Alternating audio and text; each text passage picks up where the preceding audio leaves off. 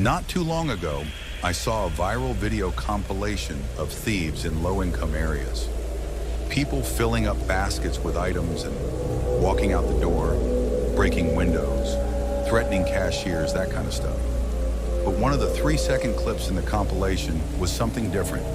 In the clip, we can see a group of people walking over a broken glass door, slowly marching. It looks like a riot, but there's more to it. I was there, and I want to tell the whole story. This happened a few years ago. Before heading off to college, I wanted to save up some extra money. I used to live in a pretty shitty neighborhood, and there were only 2 options for a side gig. One was at the local bar, and the other was at a convenience store. I applied at the convenience store, had a quick interview with the manager, and started the following Monday. Now I gotta stress just how run down this place was. This was the kind of place where the same homeless man sits outside every day, all day, where there were no baskets to carry stuff in. They'd been stolen too many times. There were a dozen signs taped to the door with a dozen little rules, all to prevent the various grifts and thefts that had been attempted over the years. No bags, no backpacks, no plastic bags, no canvas bags, no carts, and of course no weapons. Still, despite its faults, it was the only place local folks could afford to shop at, and while there were some people who took advantage of it, a vast majority loved the place. Right down to the homeless guy chilling by the door. I was planning to be there for the summer. We had a morning and evening shift, and we changed who did what every 2 weeks. The video clip in question took place during my 4th week, my 2nd week at the evening shift. It was a Saturday evening. Benny, the homeless guy, was off to recycle some cans. The AC was acting up, leaving a thin layer of humidity on everything in the store, including me. I was working the counter. It was almost closing time, but I waited for Benny to get back before closing. The guy was harmless and survived on little to nothing. He usually spent what he'd earned during the day before closing time. I wasn't working alone. There was also Lonnie, a mother of 3 who wanted to get some extra money on the side while her husband was posted overseas. A woman in her mid-40s with this long black hair that could almost reach her knees. Every time I think of her, I'm reminded of oatmeal cookies. We were ready to close when a customer walked in. I was expecting Benny, so when I turned to see a complete stranger, I was a bit surprised. Now, we get new people all the time, but this one was unusual for a number of reasons. One, he was clearly not a local. The guy was wearing a brand-name blazer and custom-tailored pants. 2, he was in a hurry. He was clutching this brown canvas bag, panting like a tired dog. I didn't get the time to ask him to hand it over, as per the sign. You got salt? He asked. What? Mineral salt. Yeah, go check. He was sprinting down the aisle before I had a chance to finish my sentence. Lonnie peeked out from the dairy aisle with a raised eyebrow. I shrugged. Moments later, there was some commotion. I went to check on the guy and saw that he'd pulled down 6 cans of salt on the floor, opened them, and drowned his bag in it. He was whining and pleading, repeating, "Come on, come on, come on," over and over. He was in distress, like his life depended on this. I didn't know what to do. I was going to call the police, but I wanted to de-escalate first. Still, I didn't want to talk to him. There was no telling what a guy in his state of mind might do. Instead, I stepped back, got my phone out, and talked to him as calmly as possible. "Sir, you can't do that in here," I said. "You need to pay and take this outside." There's no time. He said. I can't. I'm sorry. What happened next came out of nowhere. One moment, I was looking at this crazy guy covering the ground in salt. Next moment, pandemonium. Lanny screamed at me from the front counter. The lights began to flicker, then die, leaving the store in sudden darkness. Running up to the front counter, my jaw dropped. Lonnie had barely managed to close and lock the front door. There were at least 24 people outside, none of whom I recognized. These people were something else entirely. At first glance, there was nothing strange about them, but looking a little closer, you could see a few things were off. For example, there was a woman in a nightgown. She didn't even have shoes on. A little further back, there was a guy who looked like a political campaigner for a candidate I'd never heard of. And to the side was this really tall man who looked like a fancy sommelier, except the front of his shirt had been cut to shreds like he'd been run over by a lawnmower. These people were gathering around the storefront, poking and prodding for a way in. One of them smacked their hand flat on the glass. Lonnie was already calling the police. The store had security cameras once, but they had long since been wrecked. We just had these camera-looking things that were basically just a red light. It was mostly a deterrent rather than something functional, so there was no way for me to check how many people were really out there. Still, there were more than a few. I didn't even know that one of the front cameras actually worked, providing the clip in question later on. The strange man with the canvas bag was on his knees crying, like full-on wailing like a scared kid. It was eerie to see someone just break down like that. It's at that point you start to realize how serious something really is. We had managed to lock ourselves in. Lonnie was on the phone, trying to get the police to hurry. It wasn't easy to get them to come by this neighborhood. Apparently, it was viewed as a bit of a lost cause. They advised her to get out of there and let our insurance company deal with it. The fact that these people showed up out of nowhere didn't seem to bother them, and the fact that our lives were in danger was described as exaggerating. I have this one vivid memory of the beginning of that night. There was this neon sign for a bar across the road, and that was the only light that came through. All these strange people, backlit by this eerie red and blue. It was eerie. There was no way to tell what was going to happen next. Were they there for us? For the store? For the strange man? While Lonnie kept calling for help, I turned my attention to the stranger.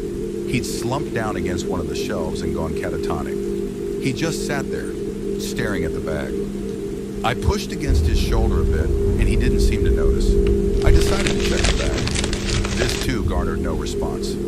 The bag contained a sort of metal thermos, a silvery gray container that had burst open. There was a navy blue liquid covering the inside of the bag, now drenched in salt. It had this faint smell of ammonia and had begun to harden into a gel. I did my best not to touch it. It's too late. The man whispered. It's too late. It doesn't matter anymore. What? I yelled. What doesn't matter? Who are you? He waved his head back and forth as if bobbing for an answer, but no words came to mind. He shook his head and sunk his face back into his hands. I tried to push him to answer, but he was just broken. There was no point in talking to him, and judging by the sounds coming from our storage, I didn't have time to stand around. I could hear Lonnie yelling at an emergency responder. I could hear a repeated metal clanking out back, like someone was beating the back door with a steel pipe. Then a grinding metal noise. It took me a moment to realize that they were moving the trash container out back, probably to get up on the roof. I rushed back to Lanny, who was hanging up the phone and trying again, desperate to get someone on the line who was ready to actually listen. I think they're on the roof, I stuttered. I think they're climbing. Shit. She sniffled. Shit. She took me by the arm and led me to the back storage. There, she pointed to a frail metal ladder leading to a yellow hatch in the ceiling, about 12 feet up. Make sure it's locked. Block it with something. With what? I don't know. She stormed back out a second later. I grabbed a metal pipe from a vacuum cleaner and painstakingly made my way up the ladder. I managed to lock the hatch and jam the pipe between two handles. It wasn't very stable, but it would hold for a bit. It was probably some kind of rooftop maintenance hatch, most likely for ventilation purposes. The thing hadn't been opened in years. The rust on the metal rungs testified to that. As I was about to climb back down, I stopped. I looked back up. While the hatch was shut, I could tell there was something up there. There was this low huffing noise coming from it. Someone was pressing their face against the other side of the hatch, breathing against it. Out of some morbid curiosity, I crept a little closer. "What do you want?" I spat. "What the hell do you want?" Home. Something mumbled. Go home. It was such an eerie noise, like someone belching the words rather than speaking them. Like an involuntary, painful reaction. More seizure than speech. Home. Go home. Then a crash. I hurried down the ladder, rushing towards the front door. This was the scene shown in the clip.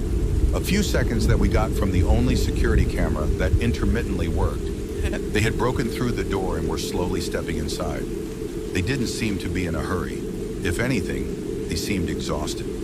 For a second, Lanny and I just held our breaths. There was no way to tell what was going to happen. Finally, a man with a crowbar stepped forward. He looked at us and belched up something dark that covered his chest. Then, as if nothing happened, he walked right past us. The others followed. They were heading for the aisle with the strange man and the canvas bag. Lonnie had given up on calling for help and had resorted to filming instead. It was helpless, but the only thing we could do. We couldn't fight these people.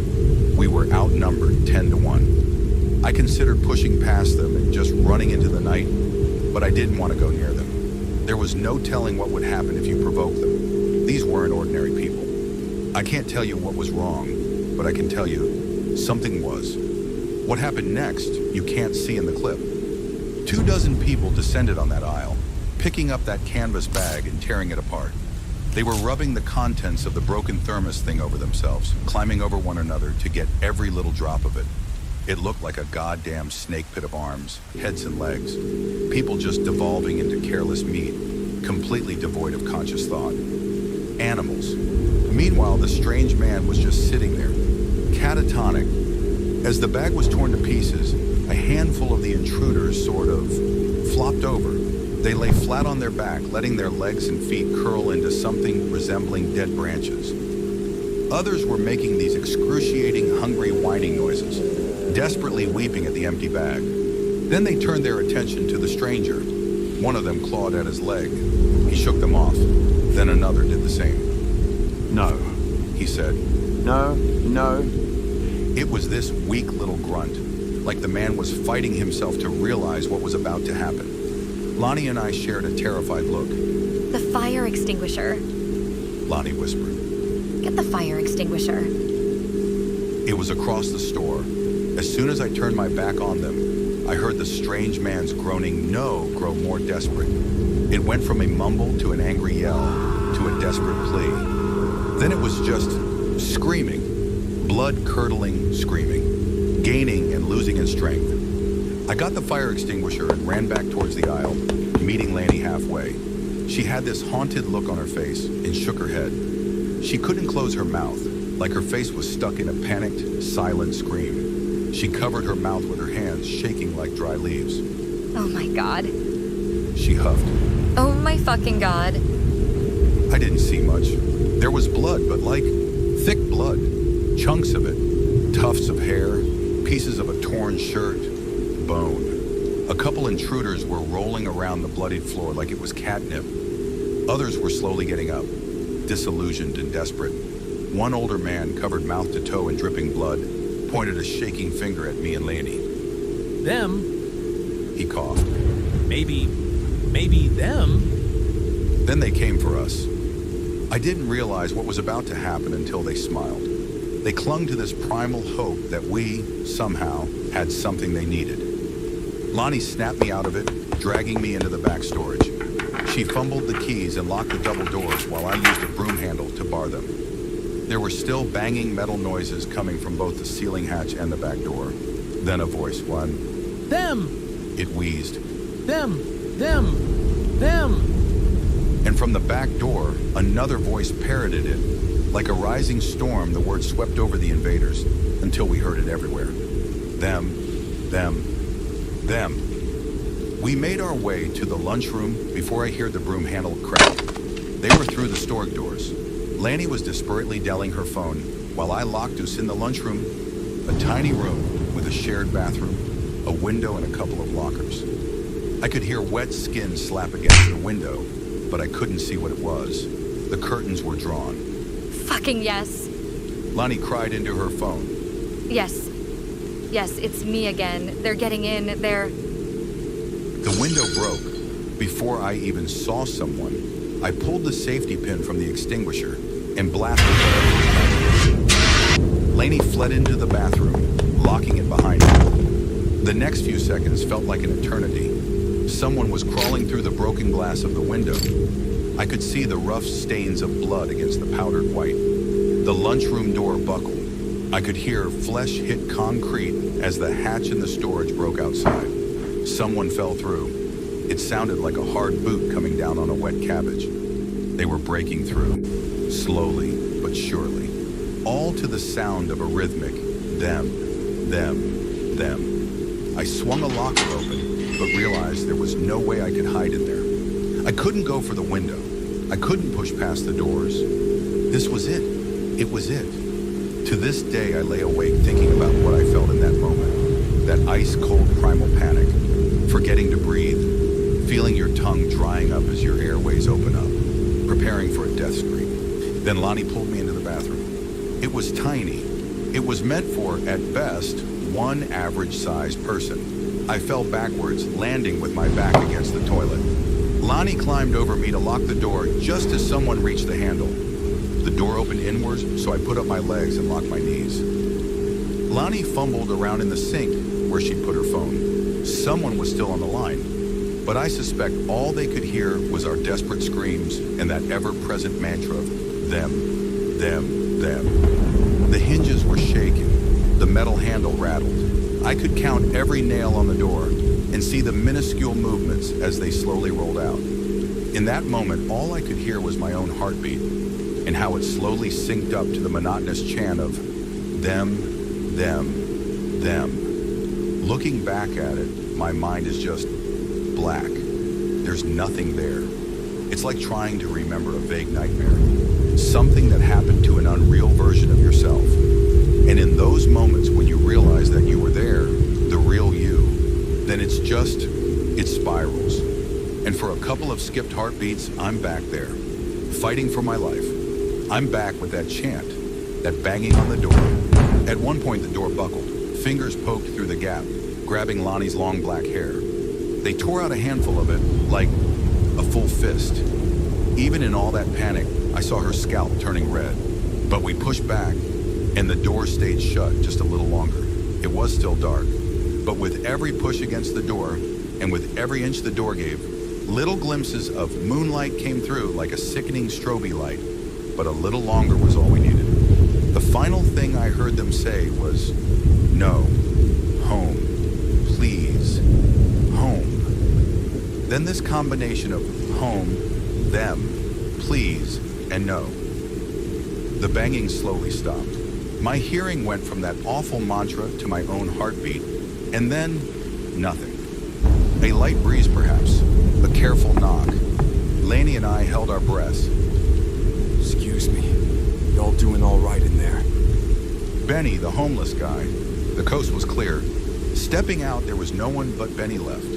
The ground was covered in this black ash, stinking of ammonia and sulfur, but the attackers were gone. The place was a complete mess. Every window and door broken. You could see traces in the ash where people had dragged their feet before they seemingly disappeared.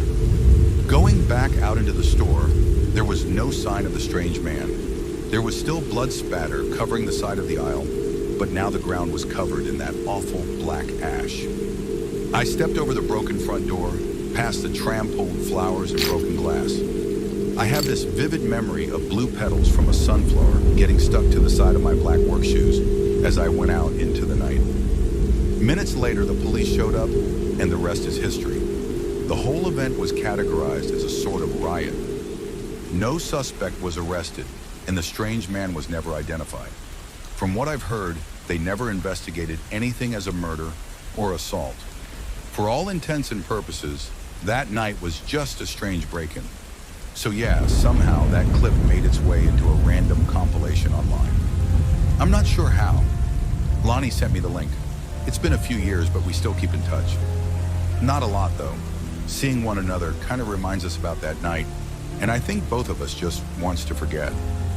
I guess what I want to say is that some things are different from what they seem. So think twice before you share something. Take a step back, think, and really look. There should have been 21 assignments for me to grade, and yet I was looking at 22. It didn't make any sense. I double and triple checked the pile of papers, but there was no mistake. I only had 21 students, and yet there were 22 pages to grade. I was hunched over my desk, going through the pages one by one. I took note of all the names, trying to find the extra assignment. They were all simple essays where they described what they'd done during winter break and what they were most looking forward in the coming year. A simple English assignment. In the middle of the pile, there was one paper that clearly stood out. It was barely legible, and there was no signature. The text was written in squiggly lines with a red pen, pressed so hard into the paper that it had punched several holes. I'll be free, The paper said. I got out, and she has no idea there's two of us now. The paper was barely legible. Half-finished sentences describing a sudden awakening. Thoughts of breaking things. Describing people as disposable objects. Hearing a voice in the mirror. My friend gave me a flower, and now I'm here. There was a scribbled drawing of a blue sunflower in the corner of the paper. It was the strangest thing I'd ever read. Yeah, I'm a teacher. The kids I teach are on the edge of turning into teenagers. It's an awkward age, but it is that space in a young person's life where you can really make an impact.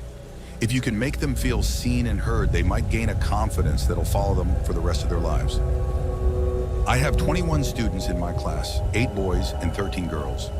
The day after I graded that paper, I didn't know what to think or say. After I took attendance, it dawned on me. Whoever handed in that paper was in the room right now.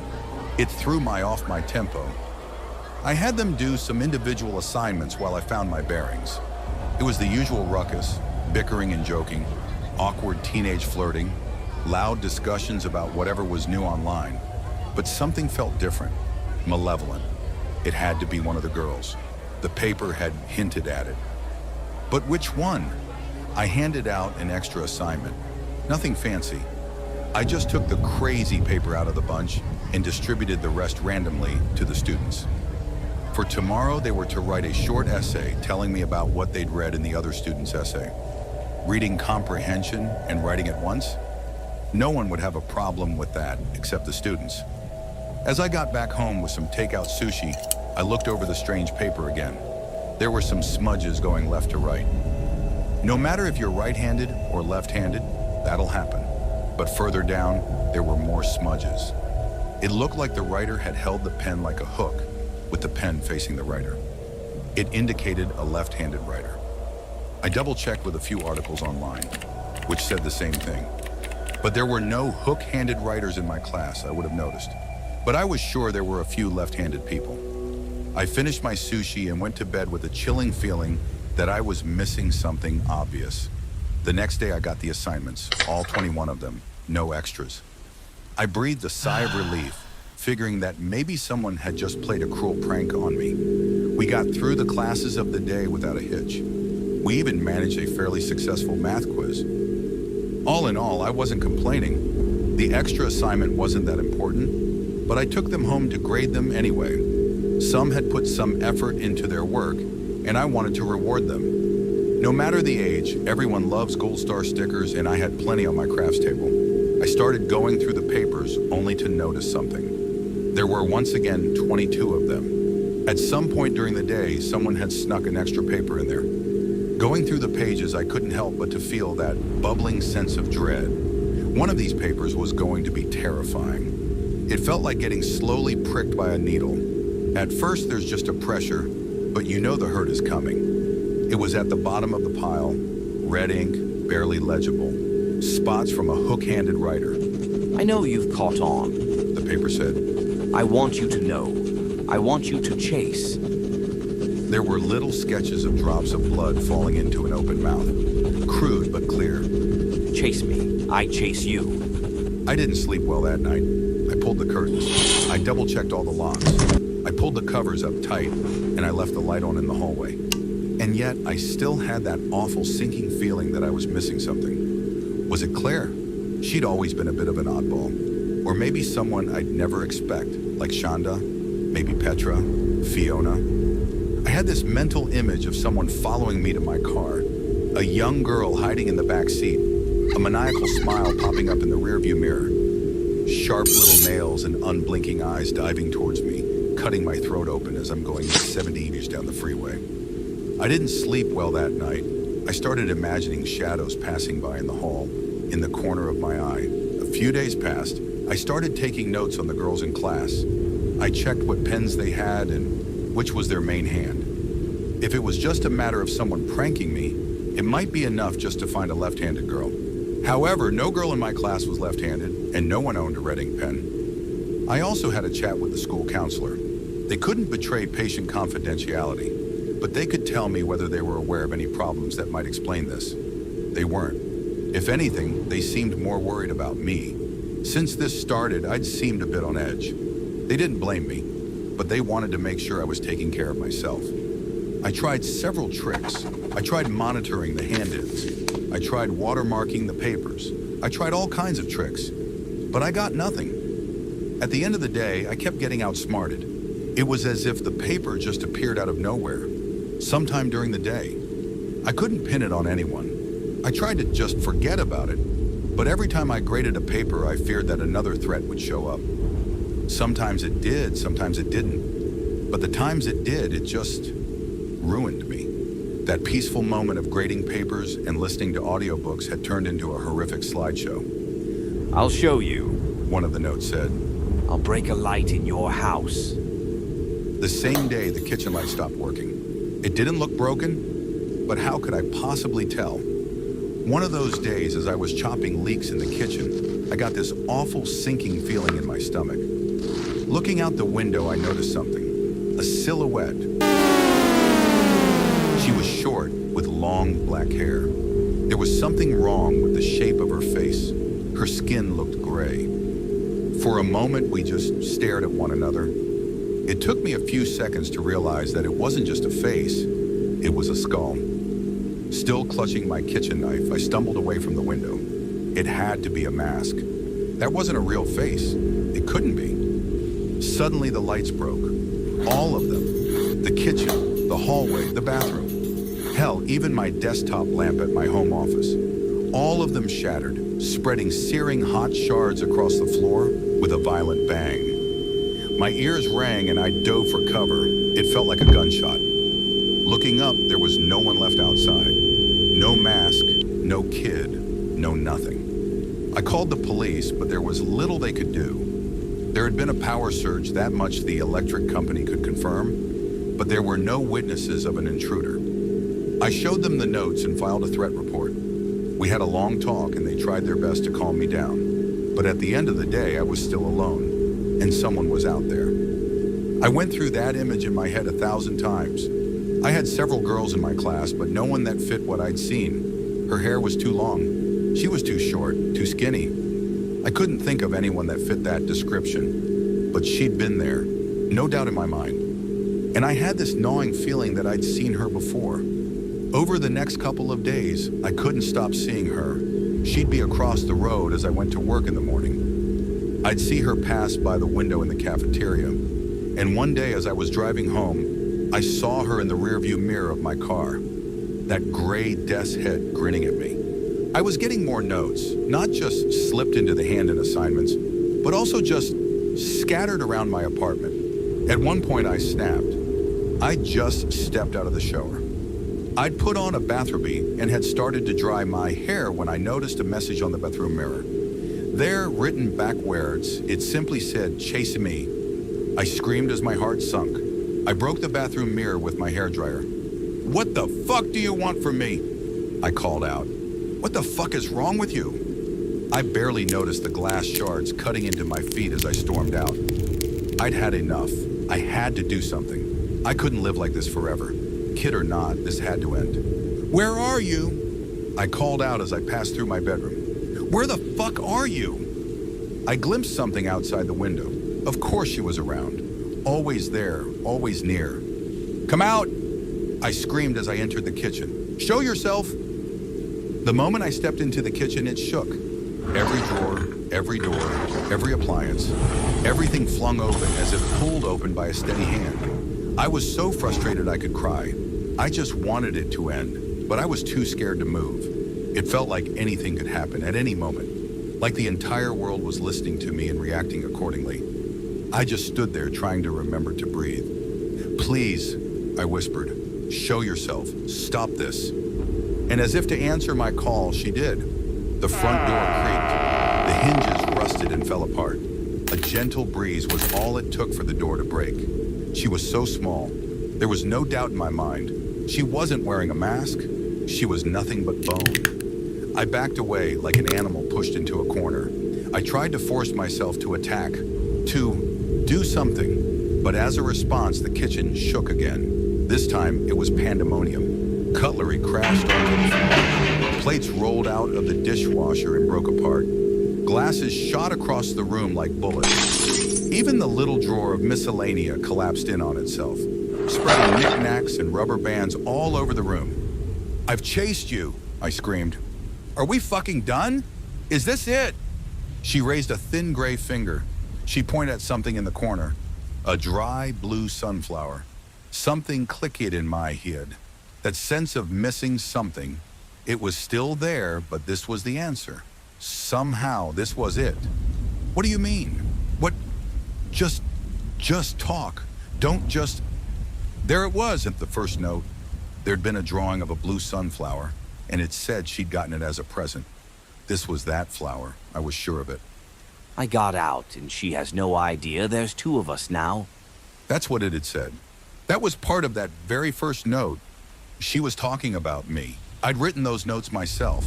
I'd handed in the assignments. That's how I never noticed it. I looked over at my crafts table. My writing pen was half empty by now. I had red smudges under my left hand. And then there was her. Of course, I'd seen her before. Time and time again. I had long black hair as a kid. I'd been skinny and short. You found me. Her little voice said. Funny. The images came flooding back. A shadow in the bathroom mirror. A simple hello and a flower offered. I remember taking the hand of an impossible being, reaching across a nightmare space to darken my inner child. This awful, malevolent being living at the core of my soul. Something dead and resurrected, trying to make room for madness. But it wasn't just madness, she was real. Doors don't rust by themselves, glasses don't throw themselves, and I can't for the life of my cause an electric surge with my mind. This was a real being, with real power, and she'd settled in the back of my mind, and now I'd chased her. I'd found her. Do you want me to leave? She asked. I can.